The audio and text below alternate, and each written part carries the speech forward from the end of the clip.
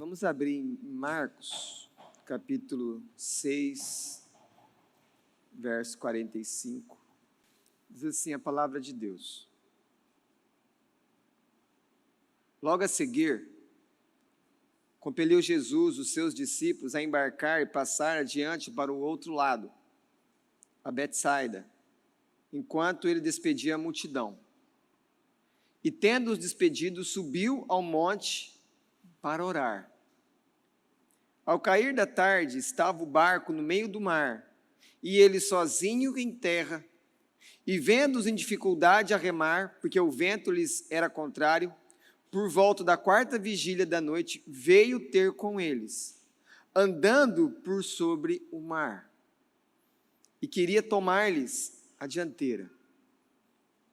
Eles, porém, vendo-o andar sobre o mar, pensaram tratar-se de um fantasma e gritaram, pois todos ficaram aterrados à vista dele, mas logo lhes falou e disse: tende bom ânimo, sou eu, não temais. E subiu para o barco para estar com eles, e o vento cessou. Ficaram entre si atônitos, porque não haviam compreendido o milagre dos pães antes. Seu coração estava endurecido. Fale com o Senhor, peça para o Senhor falar ao seu coração, deixa a tua Bíblia aberta. Fale ao Senhor. Deus Santo, em nome de Jesus, nós pedimos que o Senhor venha falar conosco, que o Senhor venha agora agir lá no centro da nossa vontade, Deus, para que o Senhor venha nos transformar pelo poder da Tua palavra. Gera salvação, Senhor, gera mudança de pensamento, gera posturas diferentes em nós. Senhor, onde nós estamos sendo duros, como diz o texto, que o Teu Espírito nos leve a sermos sensíveis à Tua voz. Ó Deus, não nos deixa endurecer, não nos deixa, Senhor, ficarmos presos aos nossos pensamentos, mas que os Teus pensamentos venham mudar a nossa história. Alimenta, Senhor, alimenta o Teu povo que se reúne para Te ouvir. Em nome de Jesus, amém. Podeis sentar.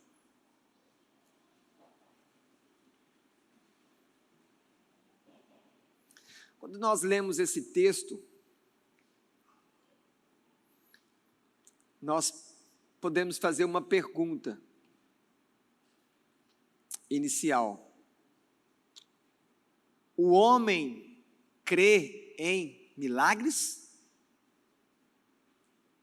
Porque quando nós olhamos o texto, o que nos chama a atenção? De tudo que está escrito entre esses poucos versos, o que mais nos chama a atenção? A Escritura diz que Jesus andou sobre as águas. Ele andou no mar. Mas um homem comum, normal, não pode fazer tal coisa.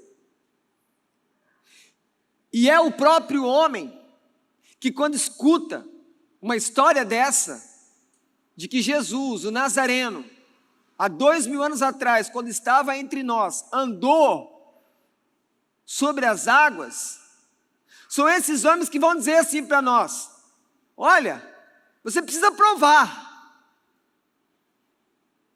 você precisa mostrar que isso é verdadeiro, por meio de números, para saber se isso é real, para saber se isso é confiável. Tem alguma foto? Como assim? Será que ele não estava na margem? Será que ele não estava em cima de alguma coisa? Aí a gente até começa a rir, né? alguma coisa? Será que eles estão querendo dizer que com isso Jesus poderia ser o primeiro surfista? Ele estava em cima de uma prancha? Será que a matemática pode nos ajudar a entender o que aconteceu? Ou não? Ou milagre é quando o sobrenatural de Deus acontece. É quando as leis da matemática, da física, da química, da biologia, que nem são totalmente conhecidas pelo homem, por causa da nossa limitação e incapacidade de entender todas as coisas que Deus criou. Então, nós precisamos de uma vez por todas ter uma opinião definida sobre isso. Você que me ouve nessa noite, você crê em milagre ou não? Ou você só crê naquilo que você é capaz de ver? Aquilo que as pessoas são capazes de provar para você, empiricamente, aquilo que você pode sentir, ou ver, ouvir. Lembre-se, o ponto aqui de Marcos, o ponto principal não é o milagre. A principal intenção do evangelista não é o milagre. Não é esse o ponto, mas ele quer mostrar, e ele já está fazendo isso já faz algum tempo nesses primeiros capítulos do Evangelho, vocês já perceberam isso. A intenção dele é mostrar, apontar para Jesus Cristo e falar, percebam, ele está realizando milagres. Porque a intenção de Marcos é responder uma pergunta: quem é Jesus? Quem é Jesus? Será que Jesus é mais um mestre? É mais um profeta? Ele é um novo líder de um movimento religioso em Israel? Ou Jesus é o Filho de Deus? E esses milagres, então, que Marcos está relatando no seu evangelho, são apenas para autenticar a identidade de Jesus. Analise por um tempo, mesmo você sendo um cristão, crendo em Deus, já com algumas temporadas acumuladas na sua vida, será que você não está sendo influenciado pelo mundo? Pelas limitações que os homens querem colocar sobre aquilo que Deus pode fazer? E você é também alguém que não crê em milagres hoje? E que às vezes alguma coisa que acontece numa oração que você faz, e se aquilo que você ora e pede acontece, você leva um susto, como se fosse sem querer, como se fosse uma coincidência, coisa que não existe. Então nós precisamos ter uma opinião. Milagres existem? Porque é isso que Marcos está nos levando a pensar nessa noite. Jesus fez muitos milagres, por quê? Porque ele não é mais um professor de teologia, ele não é mais um dos profetas. Jesus é o próprio Deus, que veio do céu, e os milagres mostram isso. Quando você olha aqui o verso 45, eu peço que você acompanhe comigo, por favor.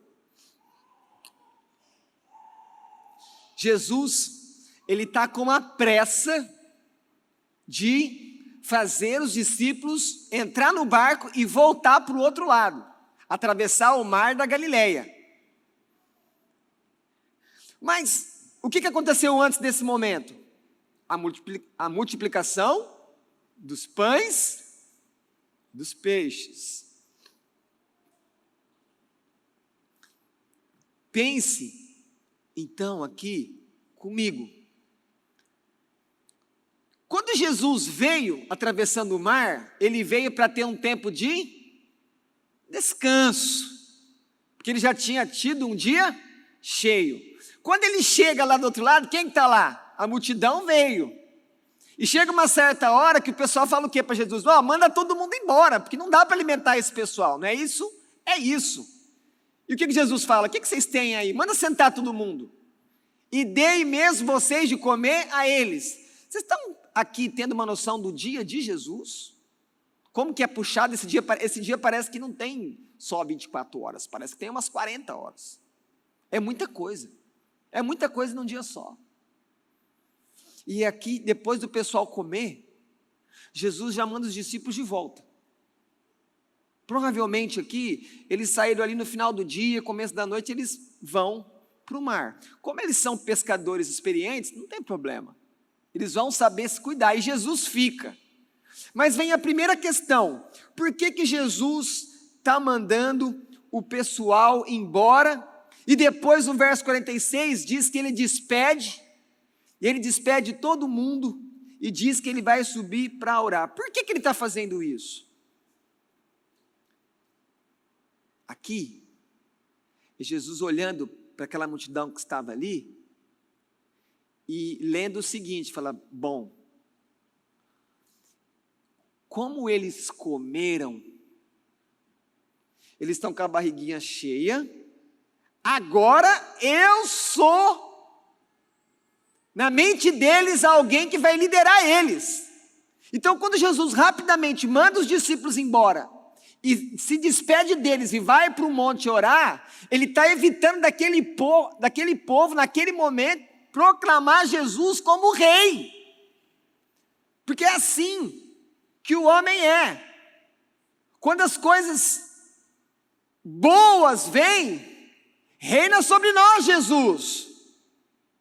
Mas e quando ele vai chegar depois lá no Evangelho de João, que ele fala que quem não comer da minha carne, quem não beber do meu sangue, não tem parte comigo. Aí sabe o que acontece quando Jesus fala isso?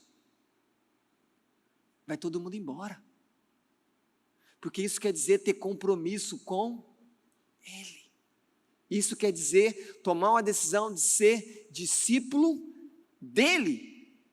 É isso que Jesus está evitando. Então, aquilo que tem muitos hoje buscando é o que Jesus não quer: holofotes, status, popularidade. Por quê? Porque ele não veio na primeira vinda para ser recebido como rei. Ele veio para morrer na cruz. E é para lá que esse evangelho de Marcos e os outros vão apontar. Como termina os 4 evangelhos? Da mesma maneira, Jesus morre na cruz. Esse é o propósito. Então agora olhe para você e eu olho para mim. O que nós esperamos de Jesus? Já queremos o status? Queremos reinar? Ou nós queremos servir? Ou nós nos queremos entregar a nossa vida para o reino de Deus? A primeira coisa que eu preciso pensar aqui nessa palavra: ele veio para morrer. E então ele vai para um monte, ele vai orar. O que chama atenção aqui é que, diferente de mim e de você, facilmente nós somos distraídos de Deus. E como que a gente percebe que nós somos distraídos? A nossa ausência e pouca oração. A nossa pouca oração no dia a dia. Olha para trás e vê como que foi a sua oração nesses dias de folga. O foco foi a presença de Deus? Provavelmente para a maioria não. Não foi. Não foi, o foco não foi a presença de Deus. Mas Jesus está cansado.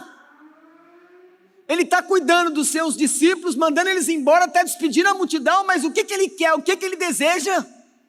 A presença do Pai.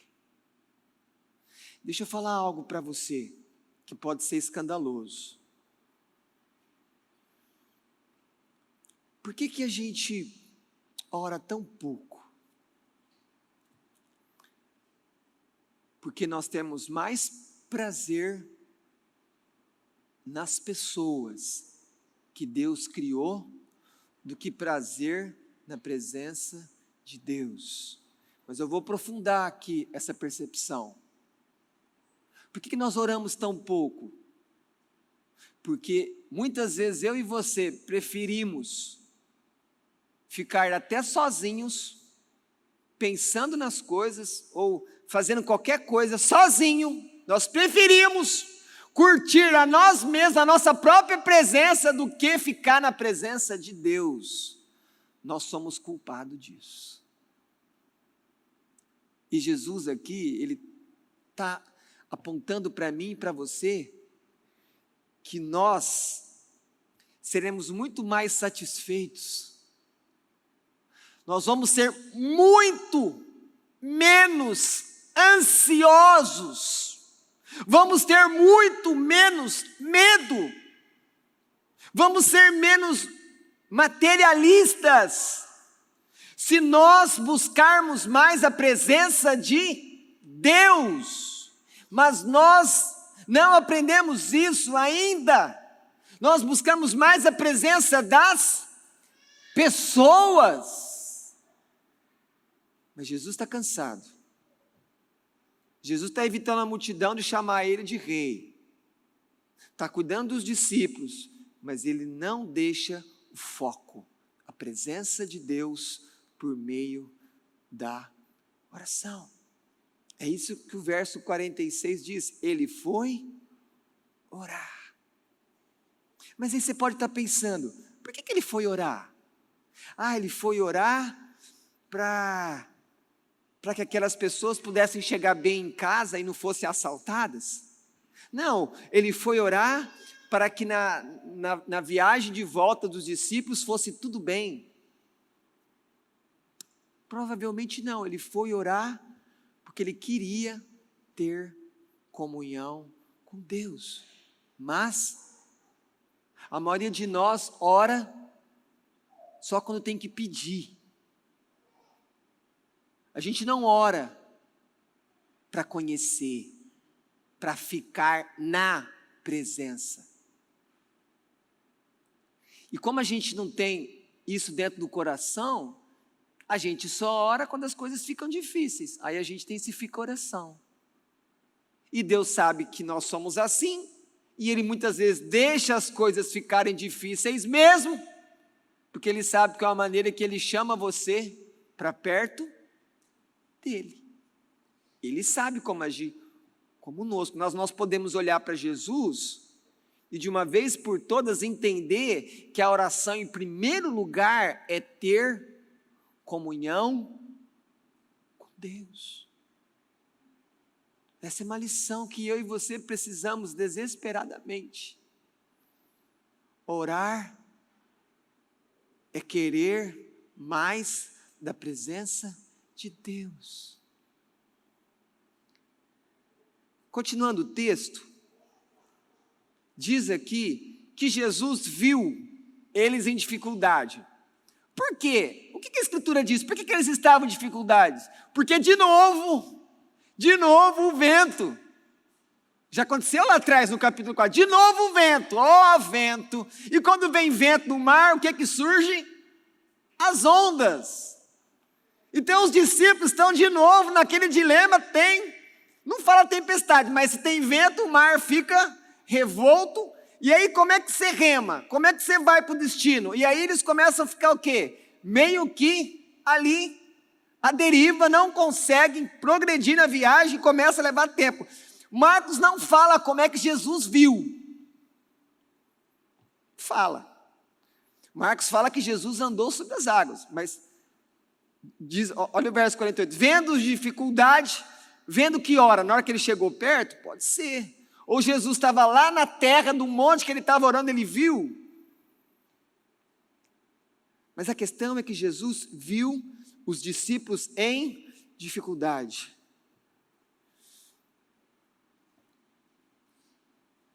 Jesus vê todas as suas dificuldades. Só que quando a dificuldade chega, a sensação é de ausência dele.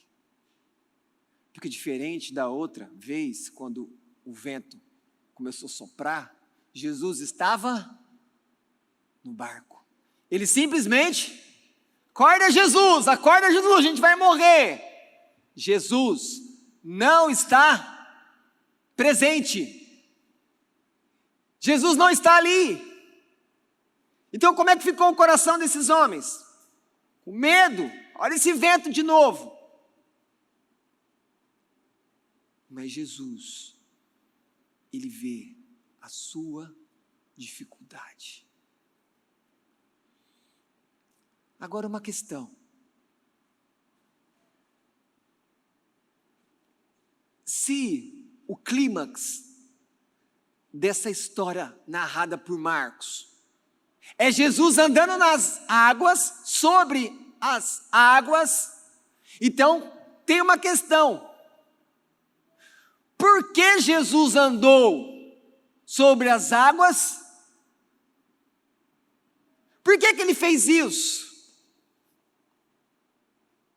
Falando de outra maneira, por que ele está fazendo esse milagre de andar nas águas? O que o texto diz? O que o texto nos responde? Lembre-se, a viagem estava demorando mais que o previsto.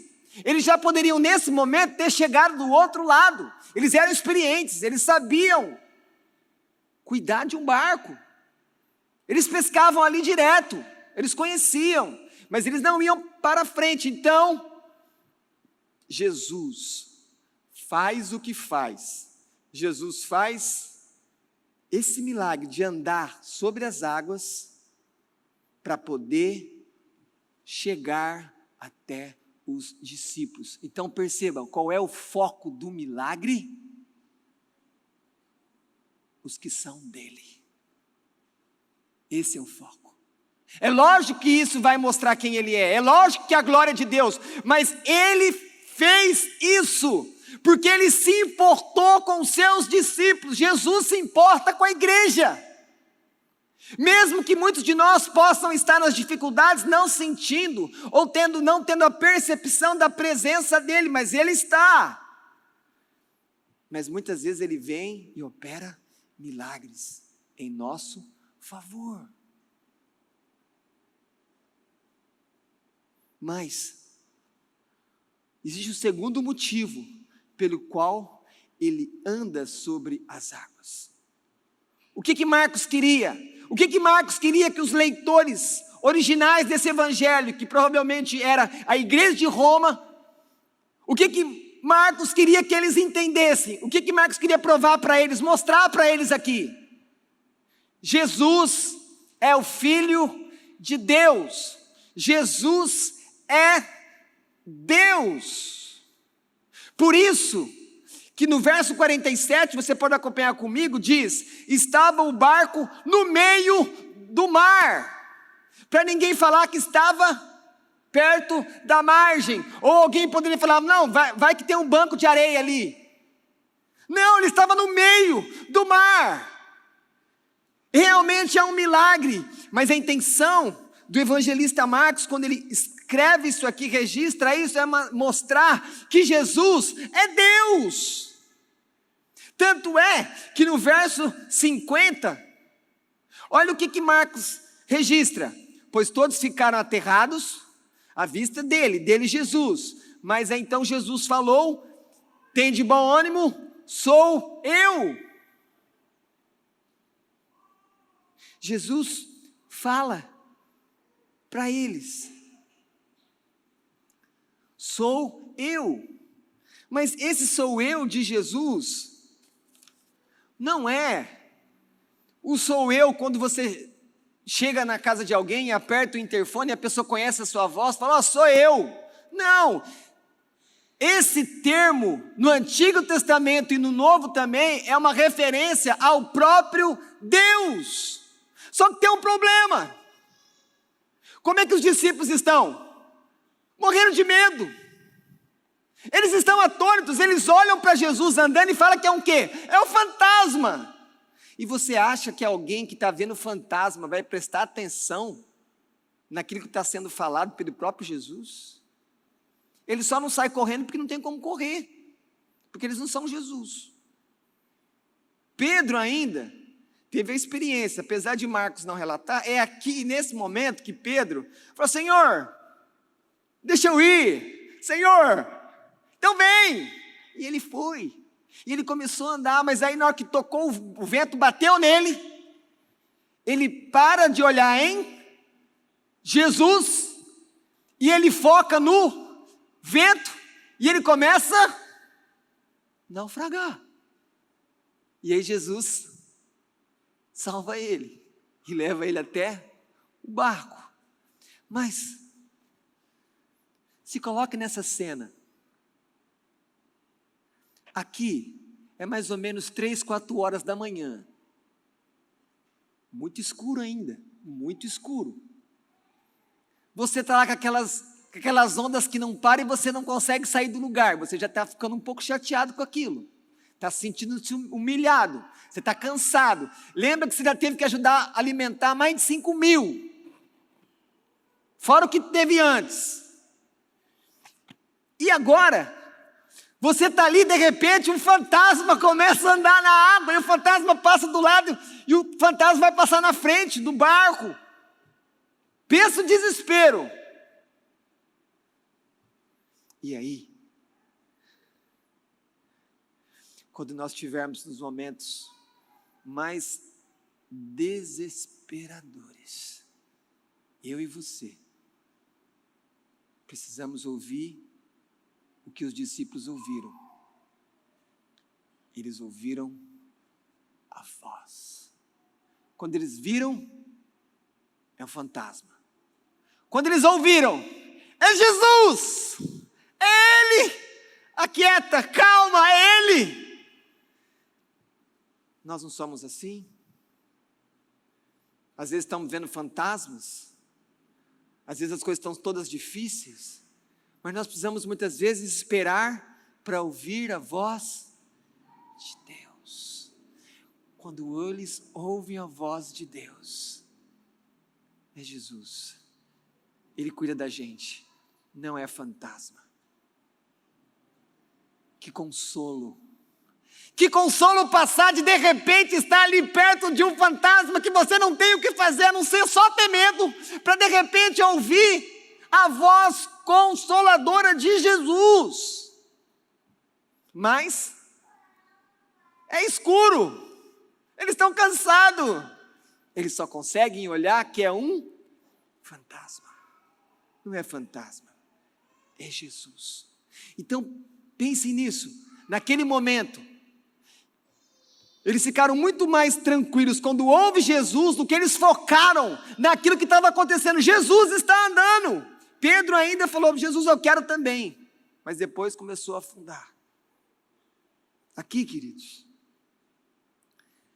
nós precisamos lembrar então que Jesus se revela para quem está no barco. Quem é o barco? Quem está no barco?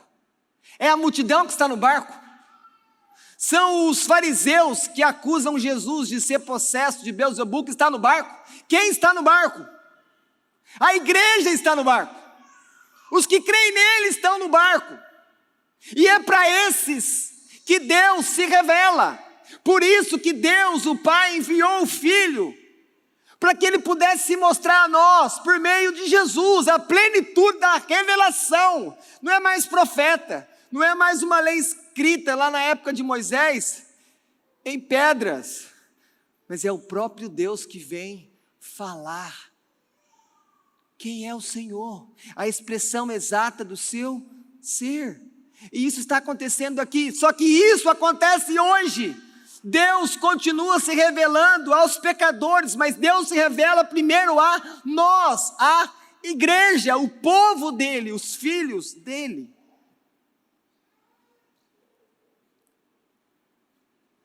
Mas o que atrapalha você que não está com medo, porque você sabe que não é o fantasma, mas o que atrapalha você que me ouve nessa noite, de ouvir a voz de Jesus, sou eu. Jesus está dizendo nessa noite, sou eu. Tenha coragem, não tenha medo, sou eu. Ele está dizendo isso para todas as dificuldades da sua vida, sou eu. E quando ele fala sou eu para você, ele está dizendo, eu sou o Senhor, eu tenho domínio, eu tenho todo o poder. Como foi dito, eu sou o alfa, eu sou o ômega. Mas ainda o que atrapalha você que me ouve aqui nessa noite, o que atrapalha você a crer em Jesus? Será que é a pressão da tradição da sua família que te ensinou em outro caminho e que agora você não pode falar, Jesus, eu estou querendo seguir a tua voz, mas existe uma tradição familiar pesada sobre mim e eu não estou querendo comprar essa briga? Será que é isso? Será que você está colocando Jesus na mesma altura da sua tradição familiar, que às vezes segue por outro caminho? Não faça isso. Abandone qualquer tradição e siga Jesus. Por outro lado também, muitas pessoas não querem crer em Jesus ou ficam ali titubeando de ir ou não realmente ser um discípulo de Jesus, porque elas têm medo de ser rejeitada, ela tem medo de ser zombada, e isso vai acontecer, porque aconteceu com os discípulos de Jesus. Mas lembre-se, o amor de Deus é derramado sobre o nosso coração pelo Espírito Santo. E o que esse amor faz? Como diz o próprio João na sua carta, o amor lança fora o medo, porque agora eu me sinto seguro no amor dele por mim, então o medo não vai mais me dominar. Muitas vezes o medo pode estar dominando a sua vida, porque você ainda não se sentiu profundamente amado por Deus. Deixe-se ser amado. Deixe as águas do amor de Deus trazidas pelo Espírito banhar todo o teu corpo. E aí quando você olha para você, o tipo de pessoa que você é, as coisas que você faz, os pensamentos errados que você tem, nada disso vai te afastar da convicção que Deus ama você. Porque Ele quis te amar, e Ele lança fora o medo, Ele lança fora a dúvida.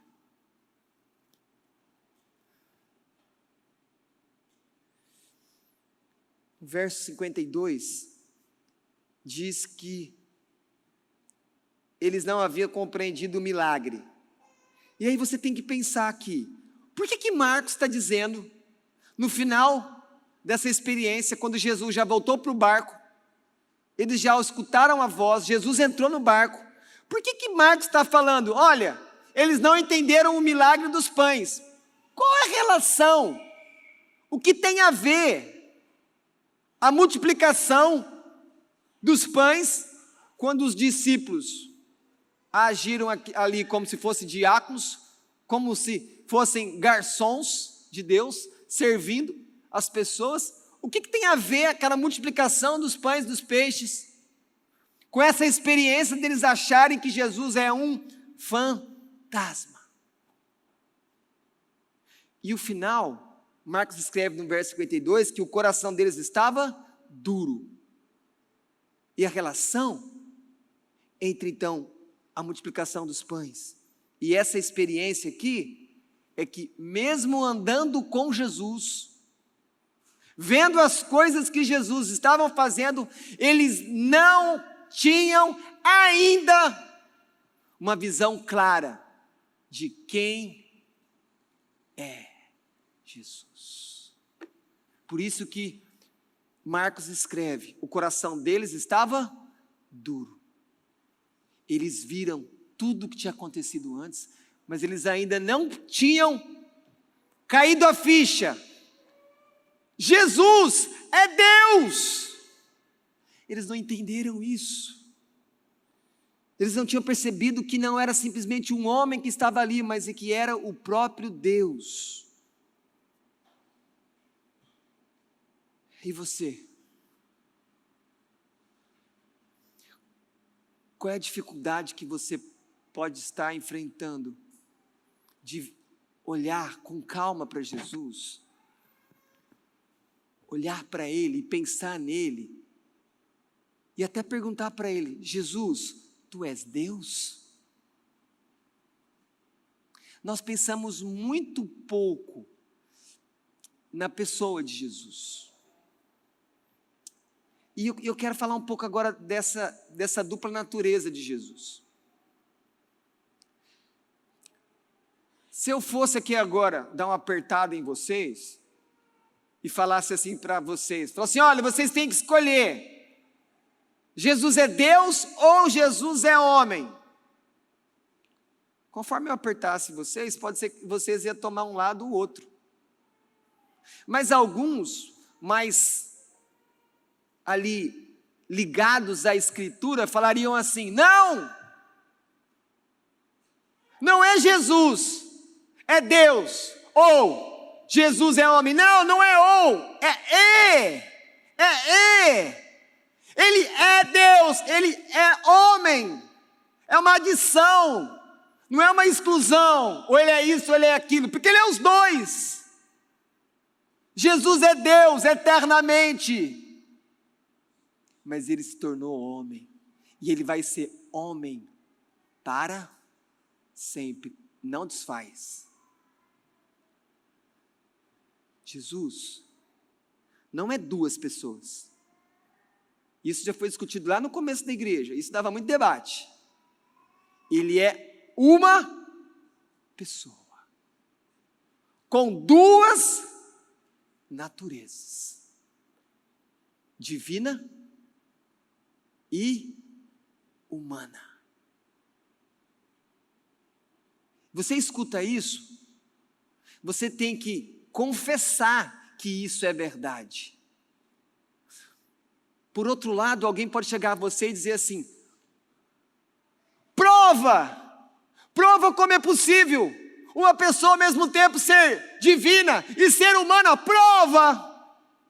Os racionalistas do mundo, prova. A resposta: eu não posso provar aquilo que Deus me chamou para crer,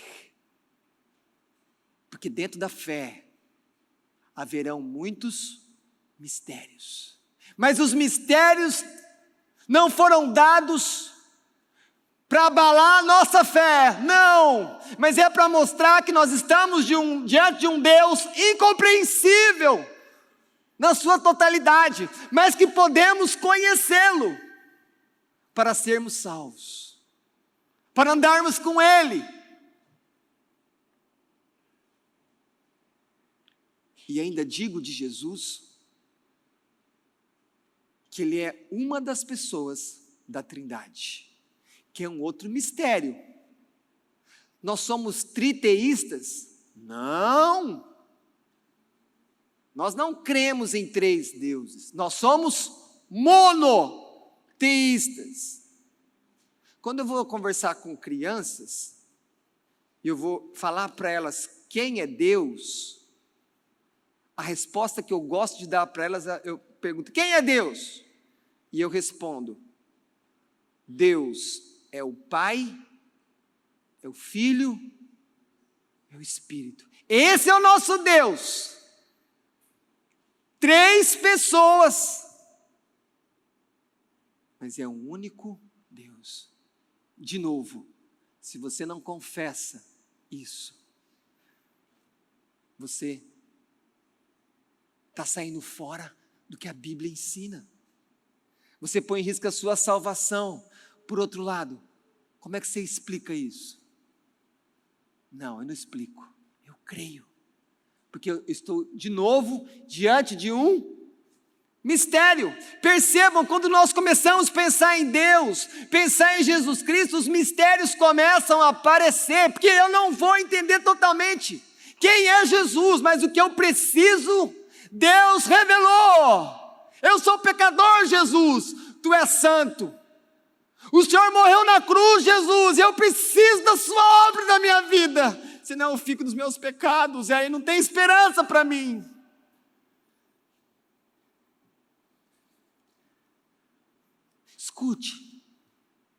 Escute o que está escrito em Jó. Escute, você vai ver com calma depois no sermão. Diz assim sobre Deus: e ainda sobre os altos, e anda sobre os altos do mar, eis que ele passa por mim. Está registrado em Jó exatamente aquilo que acontece aqui em Marcos. Ele anda nos altos. O que é os altos? As ondas.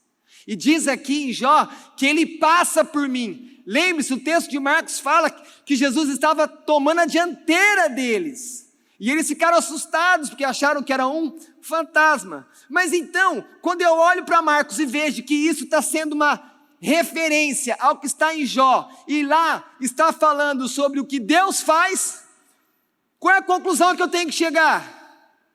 Marcos está escrevendo isso aqui, essa experiência de Jesus, para mostrar que Ele é Deus, porque só Deus anda sobre as águas. Esse é o ponto.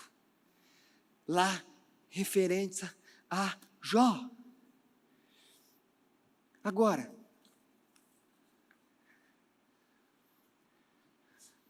por que nós precisávamos que Deus descesse? Porque Deus não poderia ter escolhido um homem, como por exemplo ele escolheu Abraão, ele escolheu Moisés, ele escolheu João Batista. Por que ele não escolheu um homem e colocou o encargo de fazer a obra em nosso favor, em favor daqueles que creem em Deus? Por que ele não fez isso? Por que ele teve que descer? Então o meu ponto aqui é: porque é necessário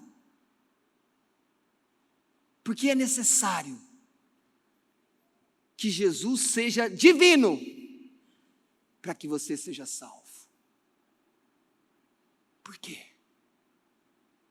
Por que o próprio Deus teve que descer? Eu falo 3 coisas para você que a igreja, não eu, que a igreja tem confessado durante aí esses 20 séculos que nós temos para trás, que é a tradição da igreja, a boa tradição. Primeiro, Deus desceu, Jesus desceu, porque só Deus pode salvar pecadores. O homem não pode salvar um outro homem, logo, Deus teve que descer, porque só Deus salva. É o primeiro ponto. O segundo ponto, o que aconteceu com Cristo, o Filho de Deus, na cruz? O que acontece com Ele quando Ele diz: Deus meu, por que me desamparaste? O que está acontecendo ali? É uma questão de comunhão com o Pai e com o Filho. O Filho fala assim: Pai, onde Tu estás, ó Pai? Por que acontece isso? Porque naquele instante, Jesus suportou o peso, a angústia, a crueldade, a maldade da culpa de todos os pecados, antes dele e depois da cruz dele, e digo ainda, dos pecados que vão ser cometidos amanhã e depois. Todo esse peso espiritual foi sobre Cristo. Nenhum homem pode suportar tamanho peso, só Deus. Por isso, Deus desceu, porque Ele veio ali suportar o peso da espada da justiça do próprio Senhor. Esse é o segundo motivo. Só Deus pode suportar o castigo que eu e você merecíamos. Só que lembre-se, nós iríamos sofrer o castigo da culpa dos nossos pecados, mas Jesus sofreu pela culpa dos pecados de todos aqueles que creem nele, que são salvos.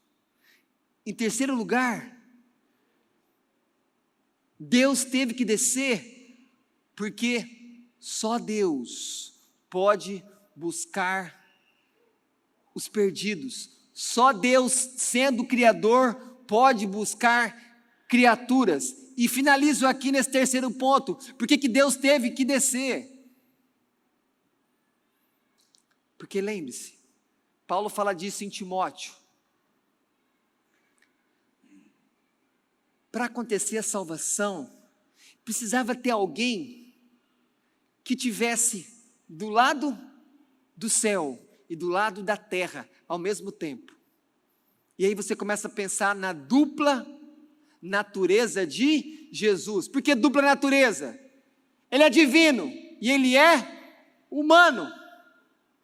Então Jesus teve que vir, Deus teve que descer, porque ele é aquele que vai fazer mediação entre Deus e os homens pecadores. Então ele precisa o quê? Ter da parte de Deus e ter da parte dos homens. Por isso que ele é o Senhor que vem. Mas também ele é o segundo Adão, como diz Paulo em Romanos. Ele é o representante de todo aquele que crê. Ele é agora o cabeça de uma nova humanidade, que Efésios mostra que é a igreja. A igreja é uma nova humanidade, uma humanidade redimida, que não é mais inimigo, que foi adotada, que foi perdoada, e que está caminhando como peregrinos, até que o Senhor venha nos buscar. Se Jesus, olhe para mim, se Jesus não é Deus, todos nós aqui somos culpados diante do Senhor de idolatria. Porque domingo após domingo, quinta após quinta, nós estamos adorando Jesus. Mas nós só fazemos isso porque Ele é Deus, porque Ele é Senhor, porque só Ele pode andar sobre as águas. Por isso, se Jesus não é Deus, a notícia terrível que eu tenho que dar para você, que a culpa dos seus pecados continuam sobre a sua cabeça, e a ira de Deus continua sobre você. Mas, pelo contrário, se Ele então é Deus, é Senhor, crer nele garante perdão de pecados. Então a ira de Deus não está mais sobre nós, agora nós temos o perdão, somos filhos, não mais inimigos, não temos mais aquele medo que o mundo tem, porque olha Deus somente esperando o quê? A vingança. Como que nós podemos assistir tudo que nós assistimos essa semana, das atrocidades que foram feitas no ataque contra Israel, e não achar que o próprio Deus, e ali é uma amostra do que o ser humano é capaz, tá? Ali é uma amostra. Como nós podemos achar que Deus não vai acertar contas com a humanidade, com cada homem, cada mulher? Lógico que vai. Ele é santo, Ele é justo. Por isso só tem um lugar para você se esconder, ó pecador, Jesus. Só nele eu me apego, porque Ele me perdoa.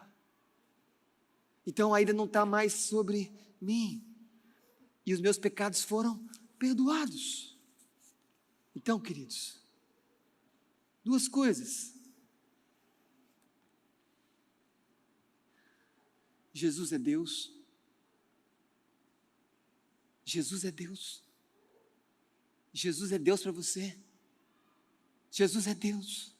Viva para Ele. Viva para Ele. Honre Ele. Nós vivemos muito para nós. Nós ficamos vivendo muito para nós, gastando tudo para nós. Se Ele é Deus, honre Ele como Senhor, como soberano, e siga tudo o que Ele manda fazer. Ele é Deus, então precisamos obedecer. Ele é Deus, precisamos crer, precisamos nos apegar. E segunda e última aplicação. Lembre-se o que Marcos escreveu no verso 52, o coração endurecido. Eles tinham visto vários milagres, eles andavam com Jesus, dormiam com Jesus, eles comiam com Jesus. Mesmo assim, esses discípulos, nesse momento, eles podem ser classificados como duros. Eles podem ser classificados assim: vocês são um fracasso para seguir Jesus. Vocês são fracos. Então, quando eu entendo o fracasso dos discípulos e a fraqueza deles, porque a história deles não acaba aqui, né? A história deles não acaba aqui. Então, se você olha para esses discípulos, que quando Jesus aparece, eles acham que é fantasma. Se você se sente assim, lembre-se, você é fraco. Você espiritualmente é um fracassado. Então, a boa notícia para você nessa noite, que há esperança para você, como teve esperança para os discípulos. Continue seguindo Jesus, porque Ele veio para os fracos, Ele veio para os doentes, para os enfermos espiritualmente, Ele veio para os fracassados. E somente aqueles que se colocam assim diante dEle, muitas vezes chorando, com lágrimas ou não, é que são aqueles que realmente entenderam qual é a sua condição espiritual. Qual que é a sua condição espiritual? Fracasso espiritual, fraqueza espiritual, incompetência espiritual, mas há esperança para mim e para você em Jesus. Por quê? Porque Ele é Deus. Jesus é Deus. Jesus perdoa pecadores, porque só Deus pode andar sobre as águas. Amém.